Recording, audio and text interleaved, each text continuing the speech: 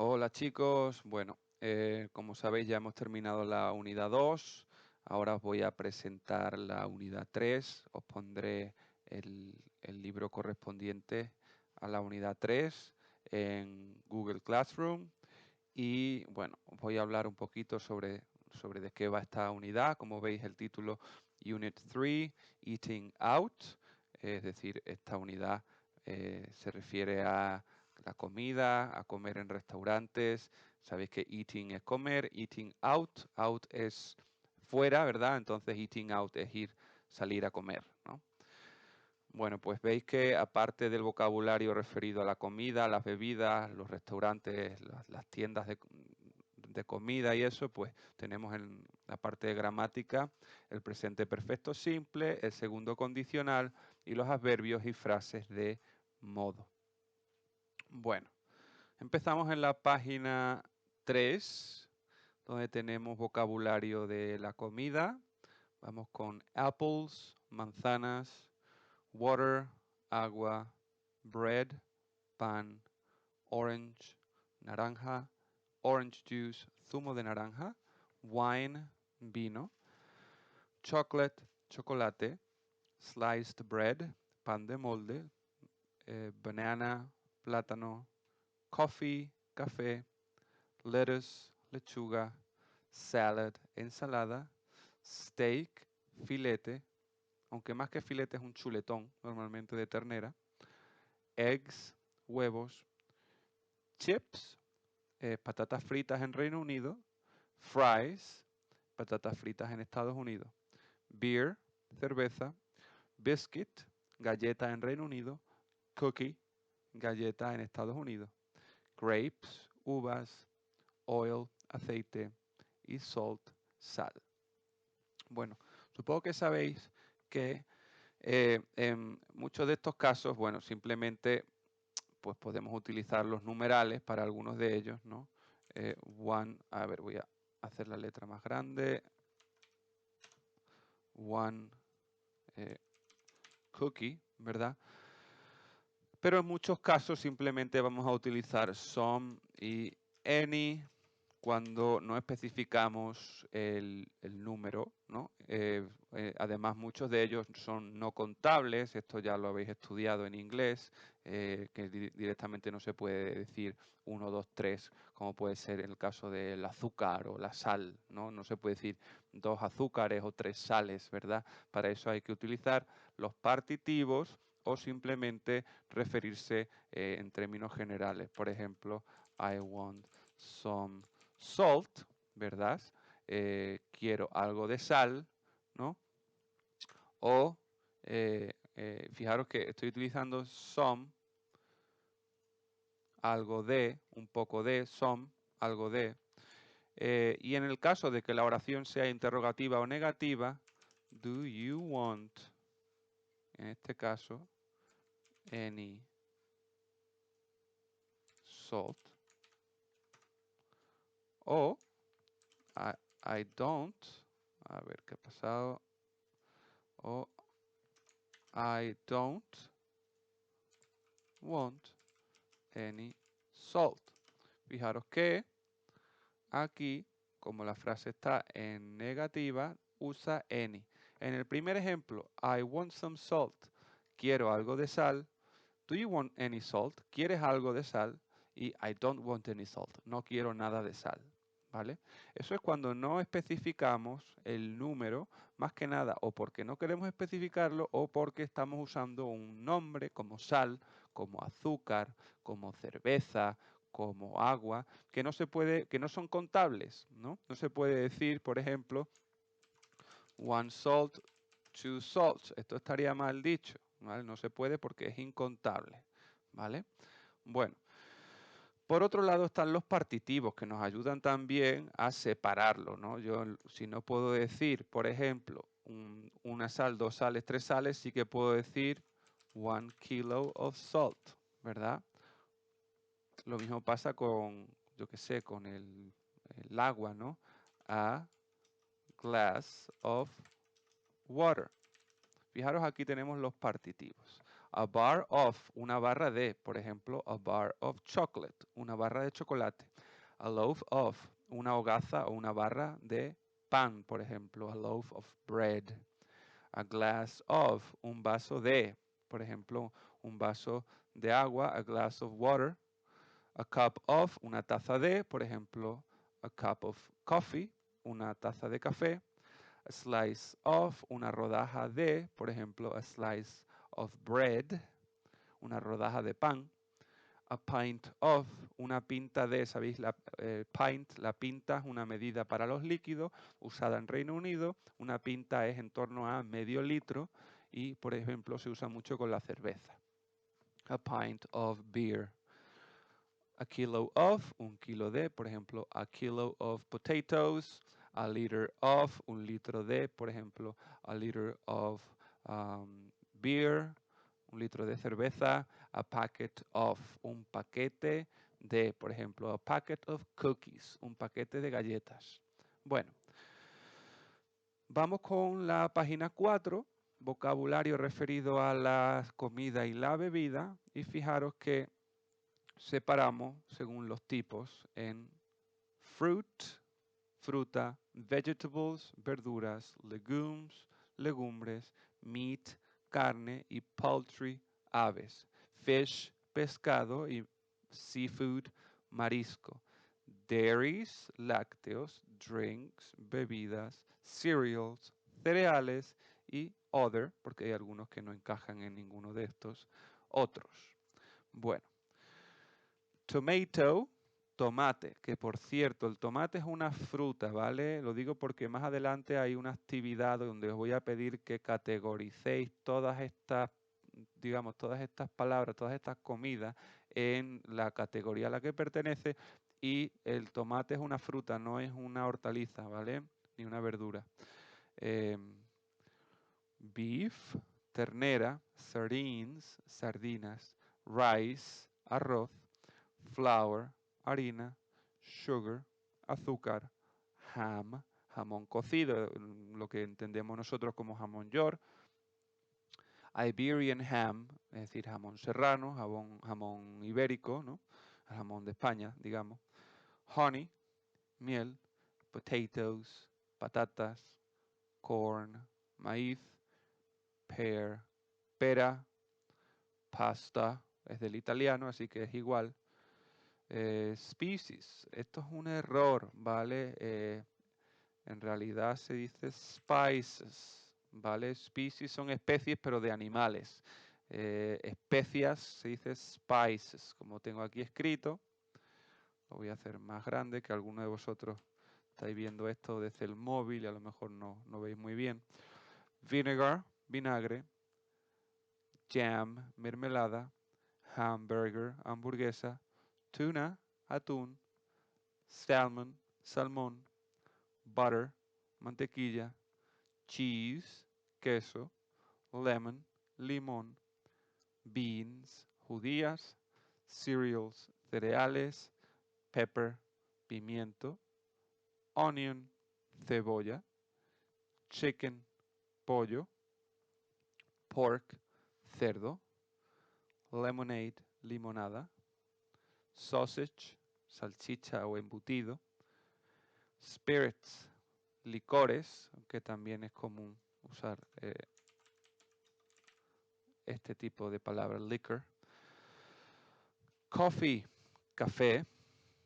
Tea, té. Peach, melocotón.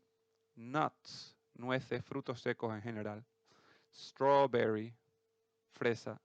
Melon, melón. Watermelon, literalmente melón de agua, sandía. Milk, leche. Coke o soda, Coca-Cola. Lamb, cordero. Y carrot, zanahoria. Os pediré que me hagáis esta actividad junto con otras. Si tenéis dudas, me comentáis. Bueno, vamos con el concepto de courses. Courses son platos, pero no platos físicos, ¿vale?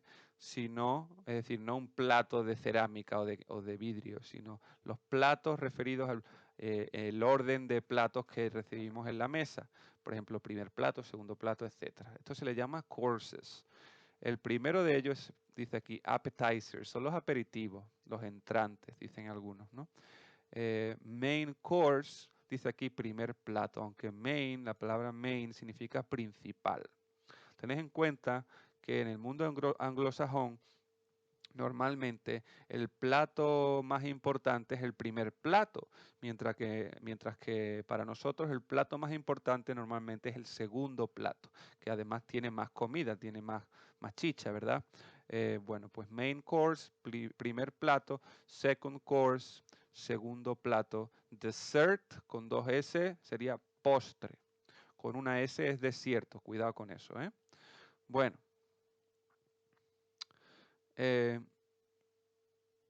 Aparte de eso tendríamos al final de la página 7 las tiendas en las cuales podemos comprar comida. Recordamos que en muchas tiendas en inglés tienen lo que se llama el genitivo sajón, es decir, apóstrofe S, ¿vale? Esto es porque, bueno, pues, a ver, que es que lo tengo puesto en español, el teclado lo tengo que cambiar a inglés. Vale, apóstrofe S sería la posesión, ¿verdad? De manera que si la palabra butcher es carnicero, pero si yo le añado, a ver, es que de verdad, esto del apóstrofe lo llevo mal. Butchers, aquí en esta tecla está. Butchers ya deja de ser carnicero y pasa a ser carnicería, porque significa, como el apóstrofe S es posesión, significa del carnicero, es decir, este establecimiento pertenece al carnicero. Nosotros diríamos simplemente carnicería. Bueno, lo mismo pasa con greengrocers, frutería, fishmongers, pescadería, bakers, panadería, o confectioners, confitería. Bueno, también hay otra palabra que es bakery, que es lo mismo que bakers, panadería, bakery, ¿vale? Se usa más, de hecho. Bueno, luego tenemos palabras como market, mercado, y supermarket, ¿vale? La escribo aquí en grande, supermarket, supermercado. Bien. Utensilios de comida, ¿vale? Tendríamos spoon, cuchara, fork, tenedor. Luego en el mundo anglosajón es muy común el spork, que es esto que tenéis aquí, que es una mezcla de ambos, una mezcla de la cuchara y del tenedor. Lo escribo aquí, spork, ¿vale? Porque fijaros que es literalmente una mezcla entre spoon, cuchara, y fork, ¿verdad? Por tanto, tanto en la escritura como en la realidad, este objeto es una mezcla de ambos. Lo mismo sirve de cuchara que de tenedor. Bueno, anécdotas aparte. Knife, cuchillo. La K no se pronuncia en knife, ¿vale? Knife, cuchillo. Napkin, servilleta, napkin. Plate, plato físico, plate. Aunque también podemos decir dish, dish. Plato físico. Y por último, glass, que es el vaso. Lo hemos visto antes también. Glass, un vaso. También significa vidrio, cristal, ¿no? Glass. Bueno, vamos con los verbos y adjetivos al final de la página 8. Verbos y adjetivos. Esto, pausadlo todas las veces que haga falta. Yo con el vocabulario la verdad es que voy bastante rápido, pero más que nada porque podéis pausarlo, podéis volverlo a ver todas las veces que queráis. Por eso voy un poquito más rápido con el vocabulario. Luego con la gramática me paro un poquito más, ¿vale? Bueno, el vocabulario, verbos generales para referidos a la comida: eat, comer; drink, beber; have, tomar o comer. Fijaros en esto, conocéis el verbo have como tener, ¿verdad? Sin embargo, referido a la comida, si yo digo por ejemplo, puedo decir ya se me puso en rojo. Por ejemplo, I want to have a soda, ¿verdad? Quiero tomar una Coca-Cola. I want to have a soda, o a Coke también se puede decir, ¿no? Bueno, en este caso have no significa tener, sino que significa tomar. Have breakfast, desayunar. Have lunch, almorzar. Have dinner, cenar. Taste, probar o saborear. Cook, cocinar. Prepare, preparar algo para comer. Fijaros que se usa el verbo have para decir desayunar, almorzar y cenar. Es decir, no existe un verbo en inglés para desayunar, simplemente dicen tomar el desayuno. O para almorzar, donde dicen tomar el almuerzo. O para cenar, donde dicen tomar la cena. Luego dice aquí técnicas de cocina. Roast es asar, ¿no? Por eso el pollo asado se dice roasted chicken, ¿vale? Fry es freír. Por eso en Estados Unidos las patatas fritas se les llama fries. Luego tenemos grill, es a la plancha. Por eso se le llama la parte del microondas, se le llama grill, la resistencia del microondas, ¿no? Dress es alinear, aderezar. Conoceréis esta palabra como vestido o vestir. En inglés se dice metafóricamente vestir una ensalada, alinearla, aderezarla. Boil, hervir. Simmer, hervir a fuego lento. Bake, hornear. Toast, tostar. Heat, calentar. Y melt, derretir. Adjetivos referidos a la comida. Fresh, fresco. Estamos ahora en la siguiente página, página 9. Fresh es fresco, recién hecho. Well done, bien hecho, pero referido a la comida quiere decir muy hecho, ¿no? Cuando algo está muy hecho, un filete, por ejemplo, se dice well done. Raw, pues lo contrario, crudo, ¿no? Disgusting, asqueroso.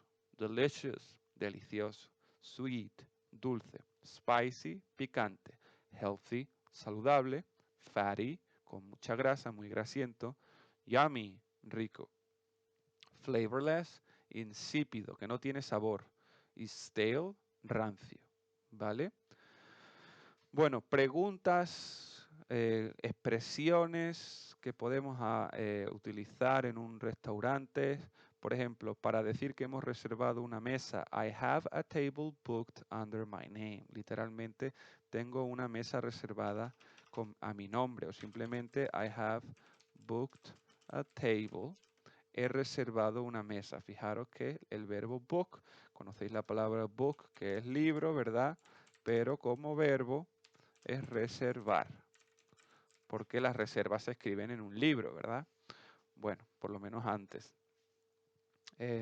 Para pedir, fijaros que dice I would like to order o could I have. Para pedir, I would like to order. Would es el condicional. Luego lo vamos a ver esto porque vamos a ver las oraciones condicionales. Siempre que pongamos would delante de un verbo, estamos haciendo la frase condicional. En vez de decir me gusta pedir, diríamos me gustaría pedir, por ejemplo, the soup. Me gustaría pedir la sopa, ¿no? O could I have the soup? Literalmente podría tener la sopa, que es como decir en España diríamos, ¿me trae la sopa?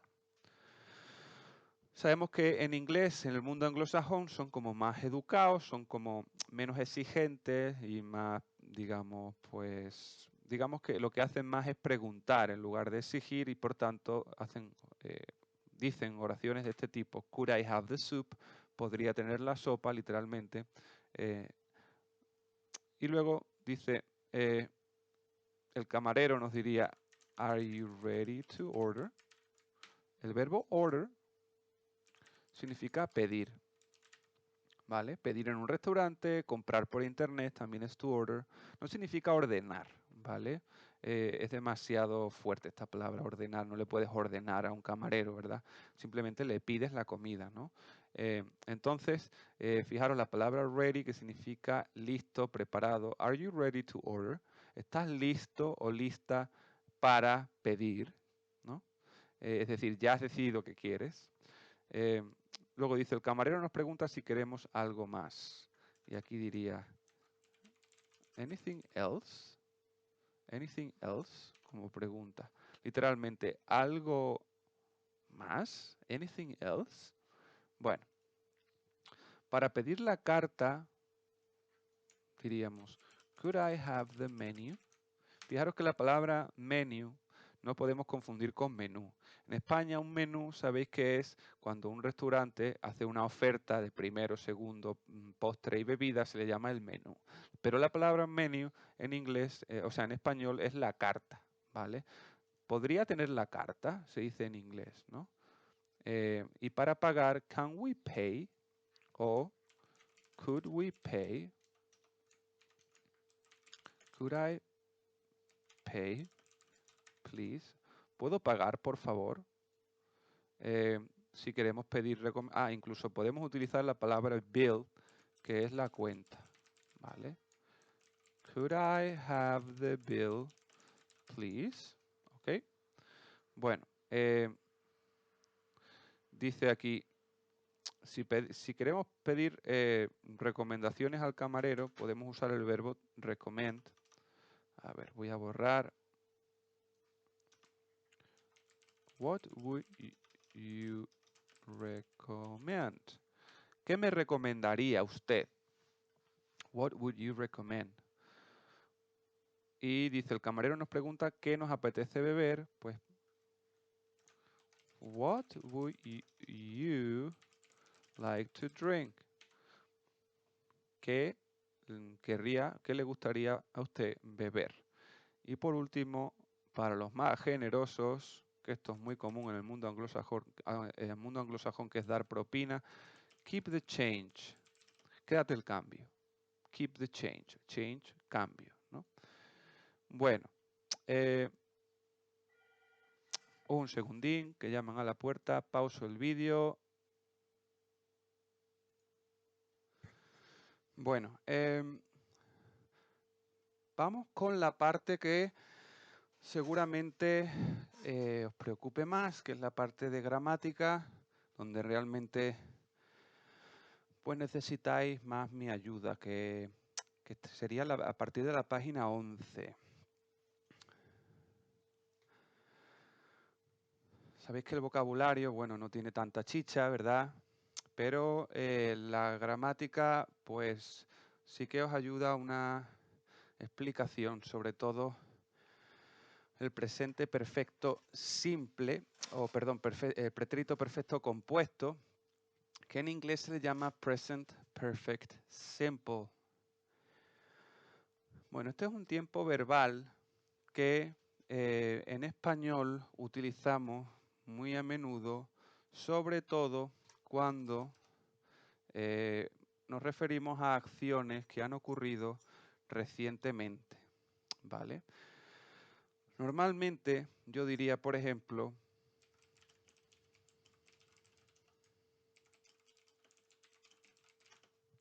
ayer comí pasta, fijaros que estoy utilizando el pasado, ¿verdad?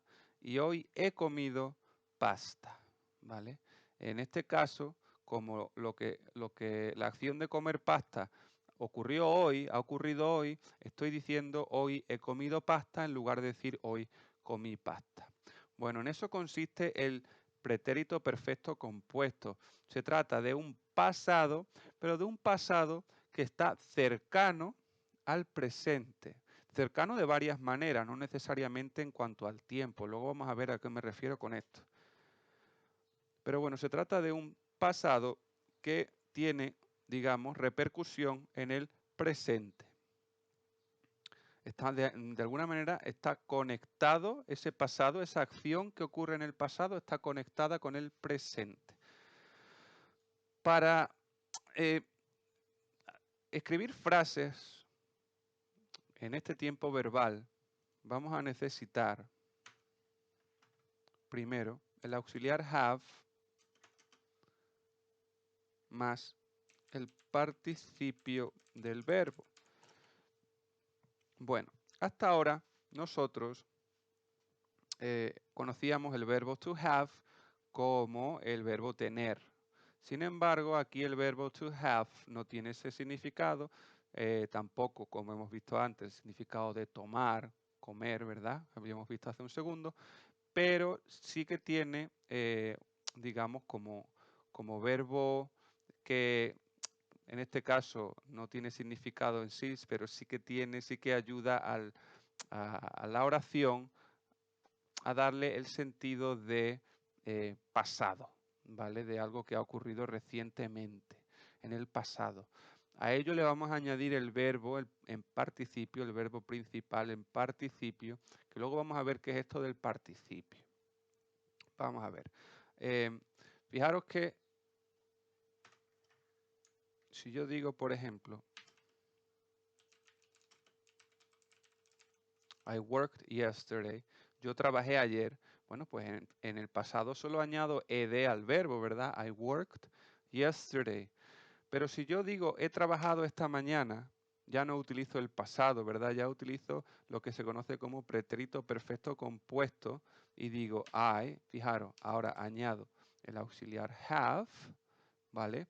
Y el verbo con ed, I have worked.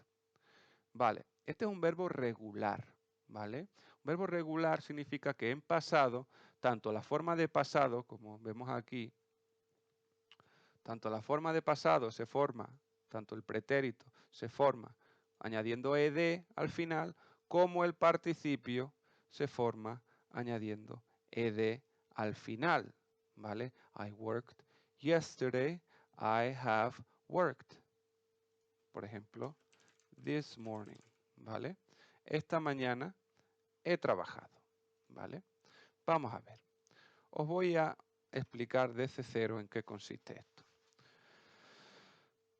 Primero, como ya digo, el pretérito perfecto compuesto se utiliza para conectar una acción del pasado con el presente. Es decir, cuando una acción en el pasado ocurrió recientemente, ¿vale? O cuando una acción en el pasado tiene repercusión en el presente. Luego veremos ejemplos de eso que es un poquito más complejo. Pero bueno, ¿cómo utilizamos este tiempo verbal? Como digo, con el verbo auxiliar have más el verbo principal en forma de participio. Algunos son regulares, ¿vale? Mientras que otros, pues hay que conocer la forma de participio. Luego veremos que hay una lista bastante extensa de verbos en forma irregular con su participio. Entonces, por ejemplo, I have walked to the park today. He caminado al parque hoy. Estoy utilizando este tiempo verbal en lugar del pasado, en lugar del pretérito, estoy utilizando el pretérito perfecto compuesto precisamente porque se trata de una acción que ocurrió recientemente. Lo mismo que en español diría he caminado al parque hoy en lugar de caminé al parque hoy. Bueno, fijaros que tenemos aquí en el cuadro este verde, ¿vale? Tenemos aquí el típico cuadro de afirmativa, negativa, interrogativa y respuestas cortas, y en este caso, bueno, pues se trata de el verbo try, que significa intentar, y si os fijáis, como ya habéis visto en muchos verbos, cuando un verbo acaba en Y, en muchos casos, la Y pasa a I latina y se añade ed para formar el pasado. Bien, en este caso este verbo es regular, con lo cual el verbo try, digamos que el pasado sería tried y el participio también sería tried, ¿vale? En este caso, en el primer ejemplo, intenté, intentaste, intentó, etcétera, etcétera. En el segundo ejemplo, intentado, ¿vale? Por ejemplo, I have tried to call you this morning. He intentado llamarte esta mañana, ¿vale? Si yo quisiera poner esta frase en negativa, I haven't tried to call you this morning. No he intentado llamarte esta mañana. Ponemos, si os fijáis, para hacer la frase negativa decimos haven't, que sabéis que es una manera más corta de decir have not, ¿verdad? Bueno, y luego si yo quiero hacer una pregunta, have you tried to call me this morning? ¿has intentado tú llamarme esta mañana? ¿No? Bueno, siempre en una pregunta el verbo auxiliar se pone al principio. Have you tried? ¿Has intentado to call me this morning? Llamarme esta mañana. Bueno, tenéis aquí este cuadro, esta tabla más bien, que ocupa casi toda la página 12 y parte de la página 11. Y si os fijáis, en esta tabla tenéis en la primera columna el verbo en infinitivo, ¿vale? En la segunda, el verbo en pasado. Si os fijáis, en todos los casos, o en casi todos, son diferentes, ¿verdad? Lo que sí estamos de acuerdo es que no se les añade ed a estos verbos para ponerlos en pasado. Por eso son verbos irregulares. Lo mismo pasa con el participio de pasado. En muchos casos es distinto a la forma de pretérito, ¿verdad? Por ejemplo, os pongo el primer ejemplo. Break, broke, broken, que significa romper, ¿no? Bueno, si yo digo I break the toy, yo rompo el juguete en presente, ¿no? Porque el verbo break en presente, ¿no? Bueno, pues no tiene ningún cambio, a no ser que sea tercera persona del singular, donde se añade la S. Bueno, I broke the toy. Yo rompí el juguete ayer o el mes pasado. Entonces utilizaría la forma de pasado, la de la segunda columna. Pero si quiero utilizar el pretérito perfecto compuesto, tengo que utilizar el participio, que es el que está en la tercera columna. Por ejemplo, I have broken the toy. Como veis, es un verbo regular. El participio se forma, pues, como veis, añadiendo en o añadiendo n más bien a la forma de pasado que se escribe broke y se pronuncia broke. I have broken the toy, ¿vale? Os pongo más ejemplos. El verbo drink.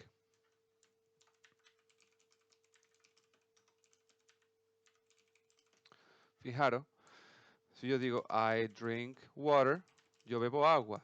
I drank water, yo bebí agua en pasado. I have drunk water, he bebido agua. Porque si os fijáis, sería drink, drank, drunk. ¿Vale? O el verbo comer. El verbo comer sería eat, ate, eaten. I eat oranges. Yo como naranjas. I ate oranges. Yo comí naranjas.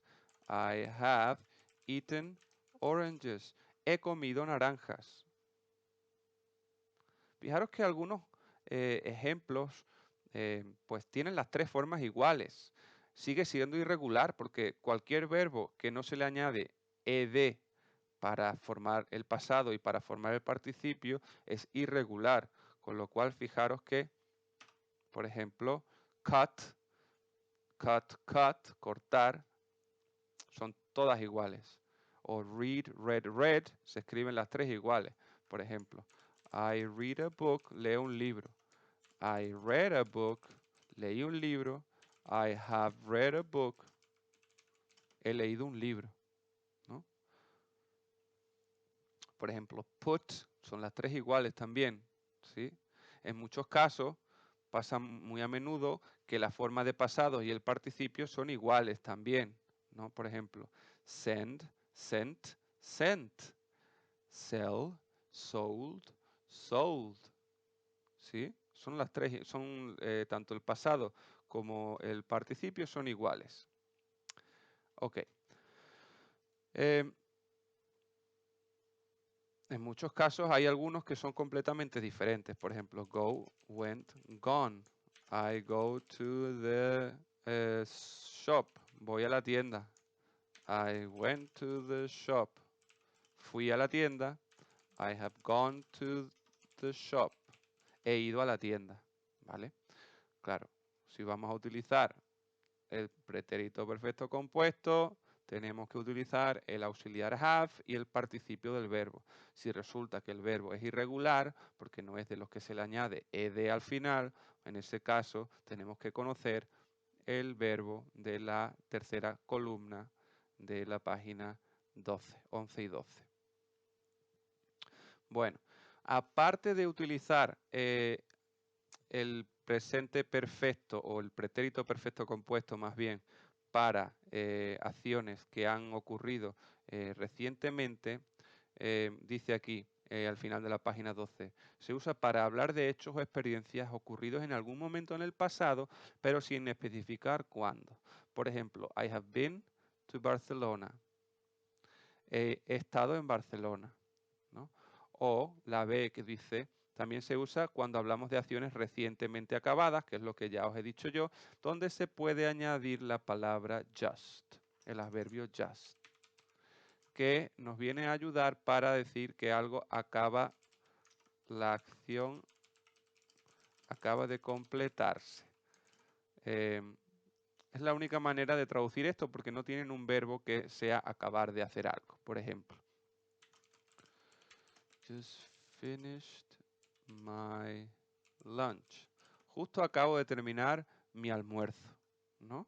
I have just finished my lunch. Como el verbo finish es regular, solo se le añade ed, no tiene un participio irregular, a no ser que use el verbo eat, que sí que es irregular. En ese caso sería eaten, no sería eated, para que nos entendamos. Esto estaría mal, ¿vale? Sería eaten. Bueno, acabo de comer, I have just eaten, ¿no? Porque acaba de ocurrir hace muy poco, pues le añado el adverbio just, ¿no? I have just cooked an omelette, como tenemos aquí en el ejemplo en B. Acabo de cocinar una tortilla. Y dice, el C dice, también se usa el pretérito perfecto compuesto en situaciones que empezaron en el pasado y que todavía son vigentes a día de hoy, ¿no? Si yo, por ejemplo, digo, I have been a teacher for 5 years, yo digo, yo he sido profesor durante 5 años, como todavía incluye el día de hoy, pues utilizo el pretérito perfecto compuesto. Fijaros que been es el participio del verbo to be, ¿vale? El verbo to be. Es decir, si yo digo, I am a teacher, I was a teacher, I have been a teacher. Primer ejemplo, soy profesor. Segundo, fui profesor. Tercero, he sido profesor. Fijaros, aquí la clave es for 5 years, como todavía, durante 5 años, ¿no? Como todavía se da el caso de que soy profesor, yo utilizo el pretérito perfecto compuesto. Si yo ya me hubiera jubilado o hubiera cambiado de profesión, utilizaría esta frase. I was a teacher in 2012, por ejemplo. Yo fui profesor en el 2012, pero ya no lo soy, entonces uso el pasado. Pero como sigo siendo profesor, yo digo, I have been a teacher for 5 years. He sido profesor durante los últimos 5 años, ¿vale? Bueno.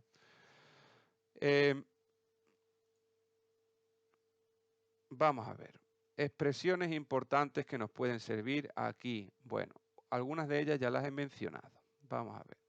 El for se utiliza con el periodo de tiempo, desde hace o durante tales años. Por ejemplo, I have studied for 3 hours.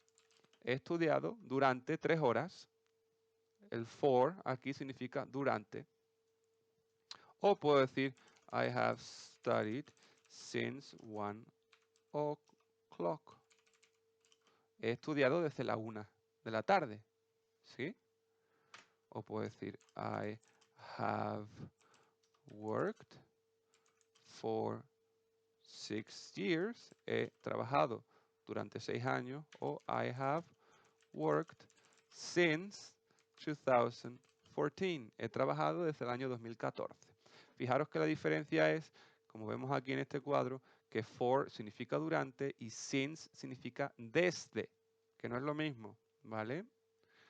For, durante, since, desde. Bueno, una palabra muy importante aquí es ever y never. ¿Por qué? Bueno, porque es muy común utilizarla en preguntas, sobre todo ever, preguntas que utilizan el pretérito perfecto compuesto. Cuando yo pregunto a alguien si alguna vez ha hecho algo, Por ejemplo, ¿alguna vez te has tirado en paracaídas? Bueno, pues en ese caso tengo que utilizar have you ever, ¿vale? Ever aquí significa alguna vez en tu vida, ¿vale? ¿Alguna vez en tu vida, have you ever, por ejemplo, visited Paris? Como el verbo visitar es regular, solo se le añade ed para formar el participio. Have you ever visited Paris? ¿Alguna vez has visitado París? ¿No? La respuesta, por ejemplo, si yo nunca he estado en París, puedo decir I have never. Never significa nunca, mientras que ever significa alguna vez, never significa nunca. I have never visited Paris. Punto.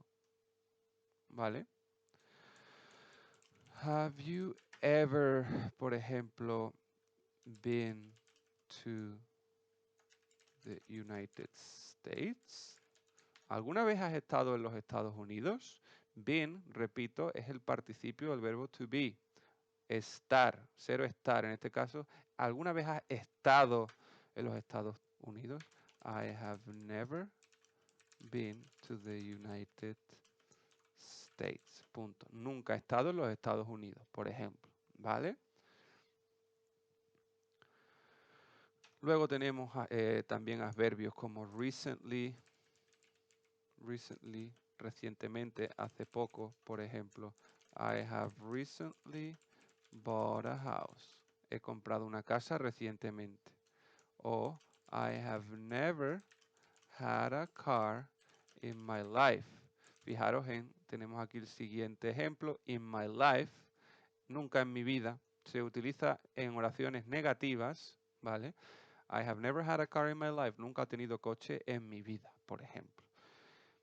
Y ahora tenemos, por un lado, already, que se utiliza en oraciones afirmativas, y por otro lado tenemos still y yet, que se utiliza en oraciones negativas. Por ejemplo, I have already, I have already eaten lunch. Ya he comido el almuerzo, ¿vale? Mientras que la siguiente, diría I haven't, a ver, en negro, sí, I haven't eaten lunch yet. O still. Todavía no he comido el almuerzo, ¿vale? Todavía no he comido. Bueno, son diferentes, ¿vale? Already, oraciones afirmativas, significa ya. Ya he comido el almuerzo. Still y yet, oraciones negativas, significa todavía. Todavía no he comido el almuerzo. Bueno, mandaré alguna que otra actividad de aquí y vamos con las condicionales. Ya vimos la primera condicional, estamos ahora en la página 15, vimos la primera condicional en la cual dijimos que se utilizaba para condiciones propias de la vida real y consecuencias lógicas que tienen esas condiciones. Por ejemplo, si yo digo, if you eat a lot, you will get fat. Si comes mucho, engordarás. O, por ejemplo, if you study, you will pass the exam. Si tú estudias, aprobarás el examen. Claro, esto es lo lógico, lo lógico. Estamos imaginando cómo pueden ocurrir las cosas si se da una cierta condición. Pero esto, fijaros que va de la mano, estrechamente ligado a la vida real. Son cosas que pasan en la vida real, ¿verdad? Bueno, la segunda condicional, a diferencia de esta, se trata de imaginar cómo podrían pasar las cosas, digamos, en la vida real si se produjeran ciertos cambios, ¿vale? Es decir, la segunda condicional es contraria a la realidad. En esto se diferencia con la primera. Esta es contraria a la realidad. Es decir, si yo digo, por ejemplo, if I o if you studied more, you would pass the exam. si estudiaras más, aprobarías el examen. Pero es que no estudiaste, no estudias. ¿Sabes lo que te quiero decir? O sea, si yo te hago este tipo de frase es porque no se está dando el caso de que tú estudies. Si yo digo, if you studied more, you would pass the exam. Si estudiaras más, aprobarías el examen.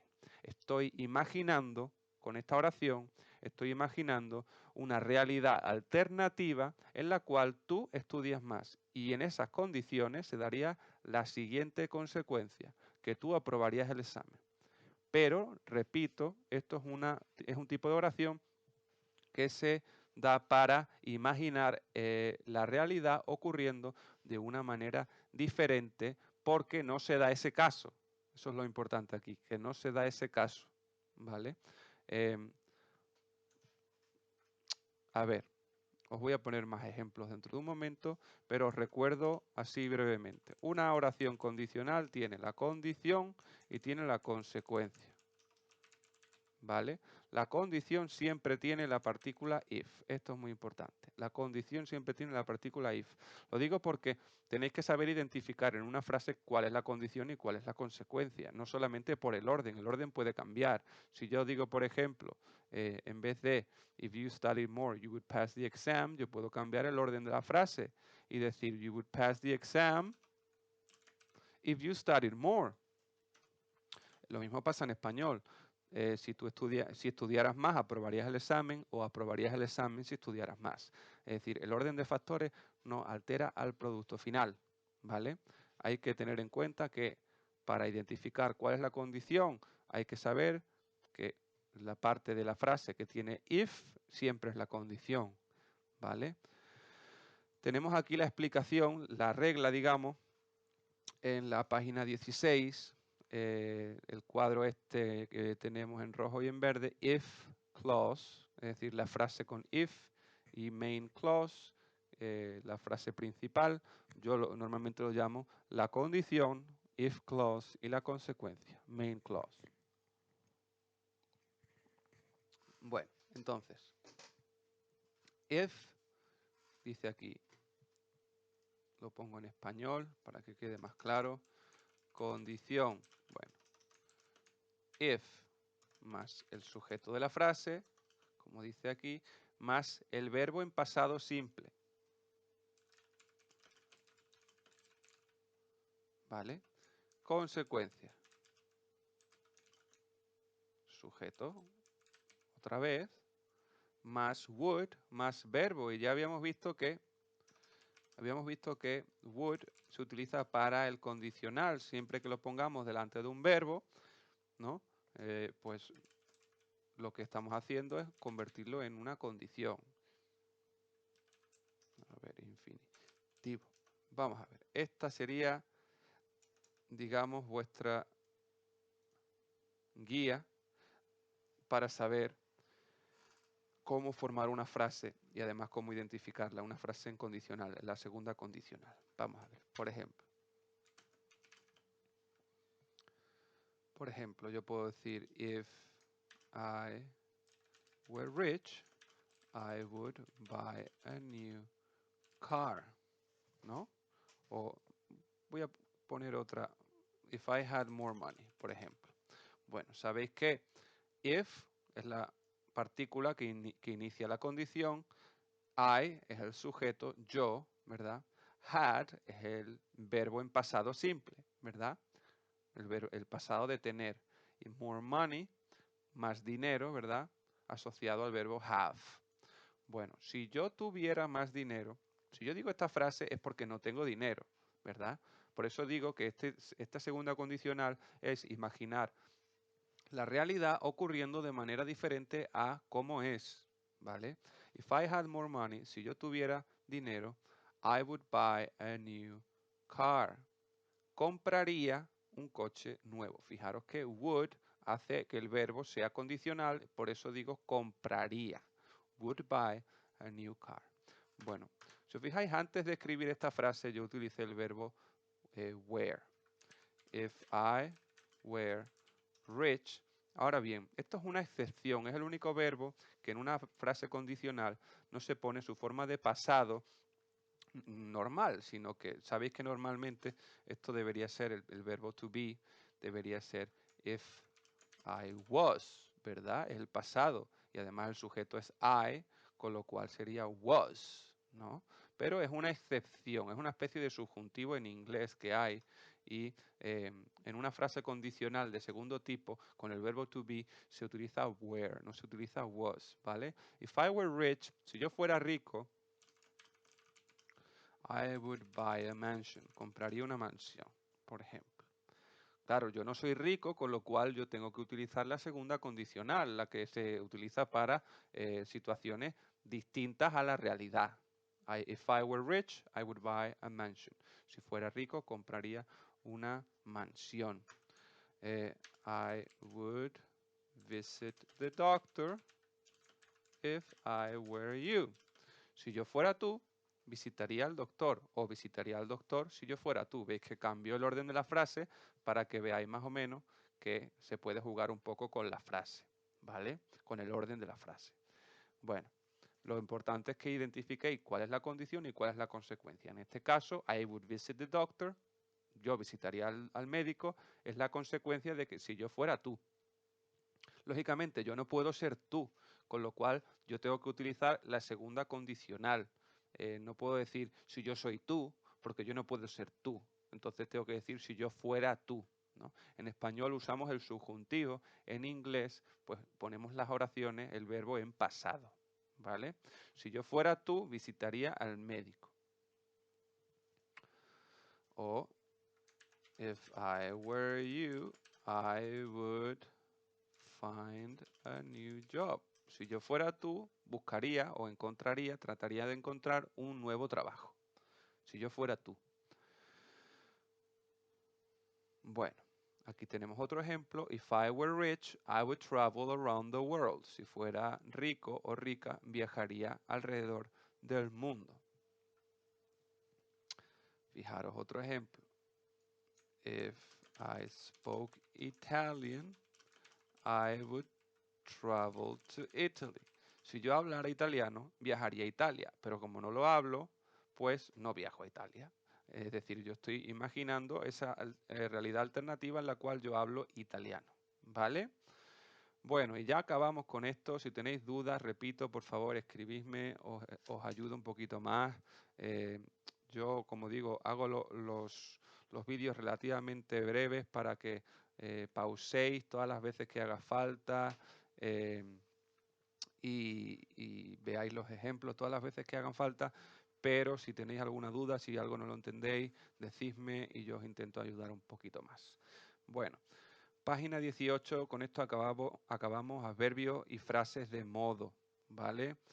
Sabéis que un adverbio normalmente se forma añadiendo ly en inglés, ¿vale? En español se forman los adverbios con el sufijo mente. Es decir, si yo quiero decir, por ejemplo, esto está claro, pues el adverbio es claramente, yo añado mente, ¿no? Rápido, bueno, pues rápidamente, ¿no? Bueno, pues en inglés se añade ly, ¿no? En inglés sería clear, clearly, ¿vale? Quick, quickly. Clear, claro, clearly, claramente. Quick, rápido, quickly, rápidamente. Ahora bien, hay algunos adverbios que no son como los demás, simplemente no suelen llevar ly, son los más comunes de hecho. Adverbios de lugar como here, aquí, there, allí, near, cerca, far, lejos. Sabéis que los adverbios modifican a los verbos, ¿vale? Igual que un adjetivo modifica un nombre, un adverbio modifica a un verbo, explica cómo se da una acción, ¿no? O en qué circunstancias se da una acción. Por ejemplo, si yo digo, he walked near me. Él caminó cerca de mí, ¿no? Bueno, si yo digo near me, estoy explicando cómo caminó él, de manera que por eso es un adverbio, ¿vale? Adverbios de tiempo. Today, hoy, yesterday, ayer, now, ahora, every day, todos los días o cada día, tomorrow, mañana, early, temprano. Adverbios de frecuencia, always, siempre, never, nunca, sometimes, a veces. Adverbio de cantidad, little, poco, much, mucho, quite, bastante. También está el de a lot of, también significa mucho, a lot of. Adverbio de afirmación, yes, sí, certainly, ciertamente, of course, por supuesto. Adverbio de negación, no, no, y not, cuando va con el verbo, también para negar, después del verbo normalmente, ¿vale? O después de, perdón, después del auxiliar, ¿vale? Después del auxiliar, sabéis que si yo quiero negar algo, yo por ejemplo en este caso, como está en pasado, yo digo he did not walk, ¿no? Luego, adverbios de probabilidad, maybe, tal vez, perhaps, quizá, aunque esto es lo mismo que tal vez, maybe y perhaps son sinónimos. Probably, probablemente. Bueno.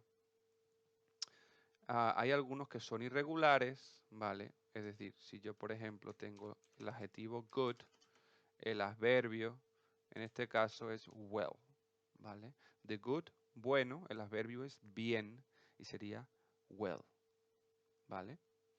Luego tenemos, por último, que saber que algunos adverbios a la hora de formarlos, pues simplemente hay algún que otro cambio que hay que hacer, ¿vale?